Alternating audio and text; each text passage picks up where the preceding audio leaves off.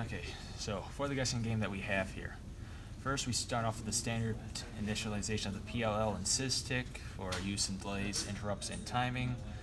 We have the board initialization right there, which if we bring it up here, you can see that we initialize the ports E, B, and F, with E being our inputs, B being our outputs for the LEDs, and F for the sole purpose of a heartbeat for debugging. Next, we have the initialization of the Nokia 5110 to get the LCD displaying, which was a fine bit of code to examine, that was certain. After that, we have the generation of a new number, which, if we can find it, somewhere around here, right there. That right here just generates our random number, which is between 1 and 100. Set play, which is generally only used, which is being set initially until we can get the implementation of another button in to say you want to play. Starts, allows you to play. Very self-explanatory. Anyways, for the actual game itself, with always we have to clear just in case whatever message was in there didn't clear beforehand. We need to make sure it isn't there when we start making something new, or else it's going to look like a disaster. Anyways, we have the out string for our number, the out U decimal, which, while it was never explained at any point within the class, we did find that this was the only way to get a variable, which was a number, printed. Okay. After every single function that either displays a message or a light, we have the heartbeat, which pulses once, just to show that it's working. Now, anyways, within here we have what happens when you press the enter button for entering your guess. It'll check to see if your guess, which is guess me, or your guess, which is user guess, is equal to the guess number, which is guess me.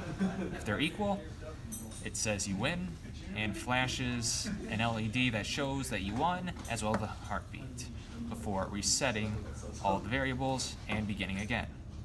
If your guess is too high, it tells you that your guess was too high, flashes a light showing that you guessed incorrectly, and allows you to guess again up here. And finally, we have the last possibility where you guessed too low, where, much like too high, it tells you that your guess was too low. Now, to change the user guess, we have 4 sets of if statements.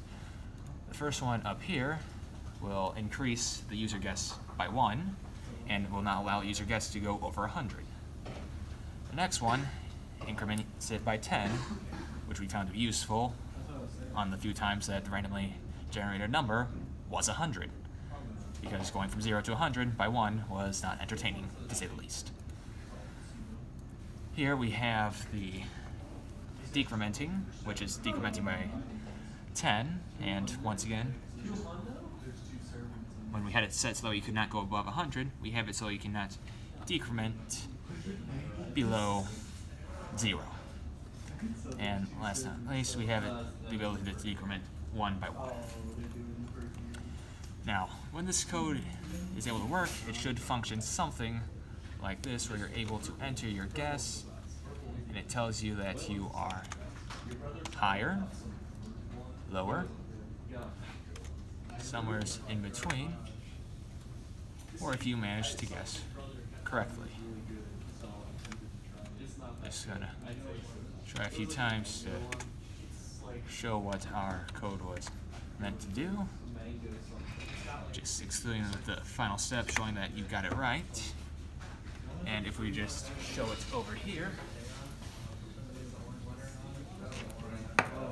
we can see that the code does not work properly, which the intention of this code was to function if the hardware was able to support the software.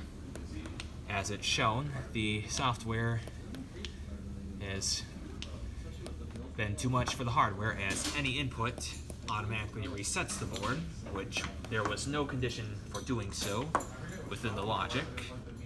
And yeah, that's about it.